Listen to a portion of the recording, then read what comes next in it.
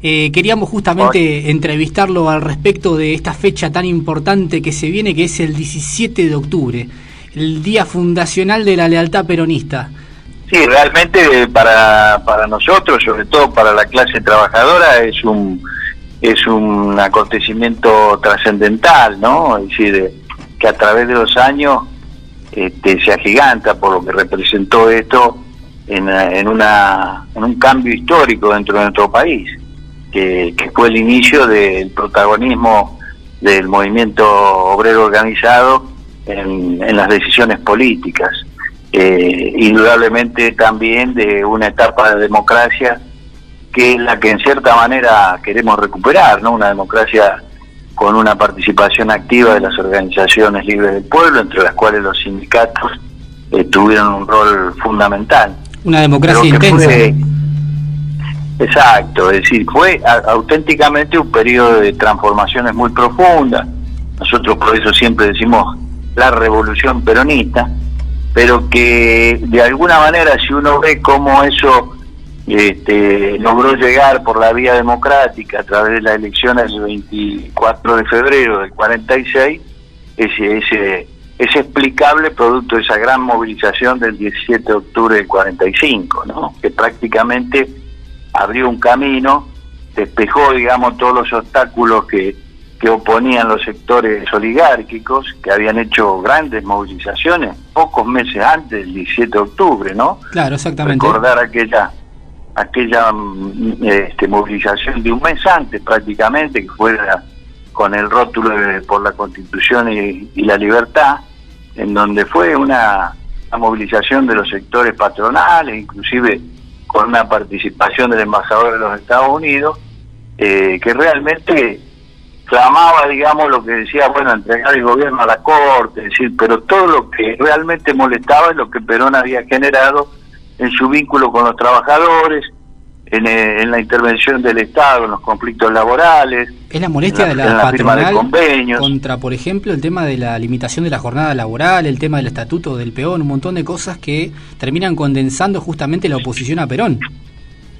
Totalmente, eso había sacudido lo que era hasta ese momento la normalidad para el sector patronal, es decir que aunque hubiera algunas leyes nunca eran respetadas, y que por otro lado aparecían convenios colectivos por todos lados, aparecían planteos como de jubilaciones extendidas, que solo la tenía algún gremio aisladamente, o vacaciones generalizadas. Bueno, todo esto provocó una reacción patronal que tuvo la respuesta en ese 17 de octubre, en donde previamente yo creo que es muy importante tener en cuenta de que había habido un salto en el nivel de conciencia de la clase trabajadora, de que era posible obtener derechos de esa manera, y que Perón lo reafirma pocos días antes de Expreso, ¿no? En aquel encuentro que tiene con un grupo de trabajadores cuando se despide de la Secretaría de Trabajo, y lo llama a defender los derechos que se habían conquistado, ¿no? Con esa frase que dice que solo pueden confiar en sí mismos, y que la emancipación de la clase obrera está en el propio obrero, ¿no? Es decir, un poco lo que nosotros con el tiempo transformamos en solo pueblo salvar al pueblo. Es decir, que si no había una reacción muy poderosa de la clase trabajadora para defender esos derechos, indudablemente se iban a perder. Y es por eso yo creo que eso se refleja de una manera consciente en una expresión fenomenal como fue aquel 17 de octubre. También me gusta señalarlo como una de las grandes fechas de nuestra historia, así como el 25 de mayo de 1810 o la declaración de la independencia, aquella jornada, digamos, que abrió camino al gobierno peronista y a la revolución peronista, es una jornada trascendental. Le abre las puertas también a una parte importante de la sociedad, a la vida política, o sea, como que estaban con el derecho al voto, pero fuera de cualquier tipo de candidatura que los representara también. Totalmente, allí se construye, digamos, la principal base de aquella democracia, la constituye la clase trabajadora. Por eso el peronismo incorpora a algunas figuras muy importantes en lo que fue aquel movimiento obrero muy comprometido con las primeras acciones de Perón, como por ejemplo Borlenghi del Sindicato de Comercio, ocupando luego en el gobierno del Ministerio Interior, o Damuglia del Ferroviario como Relaciones Exteriores, o Freire al frente del Ministerio de Trabajo. Es decir, es la clase trabajadora organizada, la clase trabajadora que a través de su sindicato ya directamente forma parte de la política y decisiones del gobierno.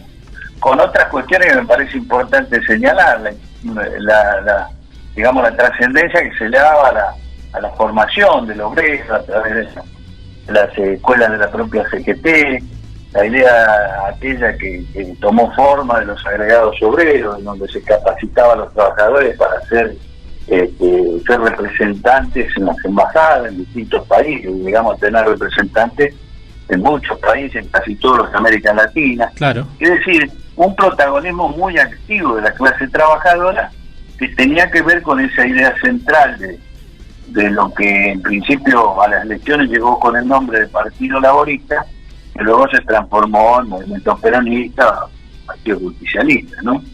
Perón toma justamente el nombre de Partido Laborista de lo que había sido el Partido Laborista inglés, porque en ese momento estaba muy en boga esto de acusar al peronismo de ser un partido fascistoide, nazi, demagógico. Así es. Y los compañeros que lo constituyen rápidamente como herramienta electoral son en su mayoría compañeros que venían de la corriente del sindicalismo revolucionario, ¿no? Claro. Compañeros que lo que antecedió a la experiencia de la clase trabajadora peronista, que también es muy rico en nuestro país, que tenía que ver con una parte del anarquismo que se suma a esa experiencia nueva que nacía en el país, junto con socialismo, y el sindicalismo revolucionario, que de alguna manera era el que planteaba esta cuestión de que los sindicatos no tenían que estar atados a ningún partido político, sino que tenían que ser la fuerza protagonista de una revolución social. Ese era el concepto que primaba en ese sector sindical, que de última es la que genera la herramienta para que Perón llegue a la presidencia de la nación, ¿no? Claro, exactamente. Y que en muchos sentidos también desborda lo que es el papel sindical, porque hay gente que no tiene una vida sindical activa y sin embargo se manifiestan en ese 17 de octubre. No, totalmente. Si uno lo mira en términos de participación gremial, participación popular en general, también produce un cambio en nuestra historia, donde parecía que el protagonismo, digamos, político solo estaba reservado a una minoría, algún intento que quedó a media del irigoyenismo, de participación más masiva, pero sin las mujeres. Y bueno, y a partir de allí yo quiero remarcar que las mujeres fueron realmente protagonismo activos de aquel 17 de octubre, que tenían una participación muy fuerte en muchas organizaciones sindicales, como el Sindicato de la Carne, el Cobre y otros gremios, textiles, por ejemplo, pero que después alcanzan en ese periodo que Perón llamó democracia social, ¿no? Contraponiéndolo al demoliberalismo, a la democracia liberal, que hasta el día de hoy tenemos nosotros como una democracia limitante, si se quiere, porque nos remite únicamente a votar y después hay poco protagonismo del pueblo, ¿no? No, y nada más. En aquello se le llamó democracia social e incorporó a ese sector tan importante en la sociedad, que era la mujer, que estaba totalmente relegada en la vida política, ¿no? Me hace acordar que en ese momento, cuando empieza la manifestación, cuando empieza a moverse gente hacia la capital, hay un parte militar, justamente de un oficial, no me acuerdo si era general específicamente, que se llama Ábalos, uno de los opositores a Perón, que él decía que no podían reprimir, no podían organizar la represión porque entre los manifestantes estaba lleno de mujeres y niños. Claro, correcto. Sí, por eso lo denominó muy bien Scalabrini Ortiz, que es la definición que más me gusta, ¿no? Era un subsuelo sublevado de la patria, ¿no? Era todo ese sector postergado, oprimido, que de repente salió y sorprendió a todos los sectores oligárquicos a tal punto que esa soberbia que habían tenido unos meses antes, tratando de realmente hacer desaparecer del escenario político a Perón, se volvió totalmente en contra de esos sectores. Y bueno, y Perón se señaló en aquellos días, previo a la cárcel, inclusive en el encuentro con los trabajadores, que realmente era lo que él entendía por la democracia perfecta, ¿no? Y marcaba muy claramente algo que está vigente hasta estos días, ¿no? Dentro de la fe democrática, él fijaba una posición que era incorruptible e indomable, decía, frente a la oligarquía, ¿no? Al sector del poder, que hoy podrá tener otras formas, pero que es lo mismo, es un sector concentrado de una minoría privilegiada que lo que intenta, como lo están expresando hoy día, ¿no?, es avanzar sobre derechos laborales. Ellos soñarían con que aquel hecho fenomenal del 17 de octubre no hubiera ocurrido y que Argentina, como lo demostró en la etapa del macrismo, la infamia macrista, pudiera volver a la década de infamia, ¿no?, antes de Perón. Eso cuando nos hablan hoy de quitar indemnizaciones, nos hablan de necesidad de reducir el costo laboral, está expresando eso, la nueva oligarquía, pero con el mismo pensamiento, ¿no?, que aquella que enfrentó a Perón. En el caso del macrismo, recuerdo que había muchos comentarios de figuras del macrismo que hacían como una especie de revisión de la historia, negándola en muchos sentidos, más que nada con el tema de los derechos. Por ejemplo, ahora está el tema de la indemnización por despido, pero en su momento también estaba la cuestión de la jornada laboral, el tema del papel de los trabajadores en lo que es la renta de la industria, un montón de cuestiones al respecto, digamos, como tratando de negar justamente el papel del trabajador como creador justamente de recursos, de ganancia en la cadena productiva. Yo creo que fue muy elocuente, digamos, la última ofensiva que tuvieron esos sectores para restaurar un gobierno oligárquico durante los 4 años del macrismo, en donde se puso mucho eje en la libertad del capital, ¿no? Claro, de hecho, las exactamente. consecuencias la estamos pagando hoy en día, ¿no? Comer y descomer, dijo un empresario. Que incluye la fuga de capital, es decir, tremendo que Argentina esté hoy ubicado en tercer puesto en el mundo en los Panama Papers, ¿no?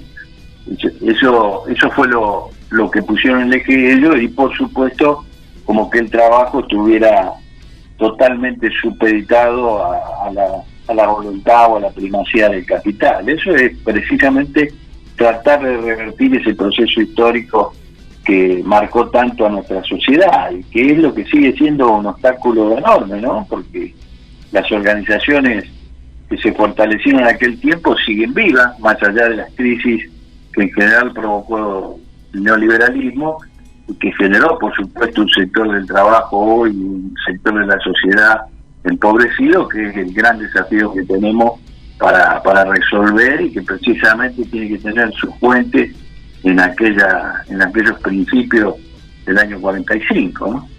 Le hago una pregunta trayéndolo al presente. ¿Usted recuerda en las últimas décadas de algún hecho que podamos comparar con el 17 de octubre?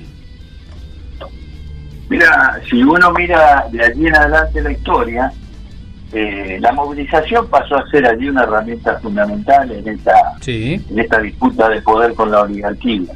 De hecho, Perón en cada año en sus movilizaciones era con lo que confrontaba a los sectores, digamos, que intentaban desestabilizar.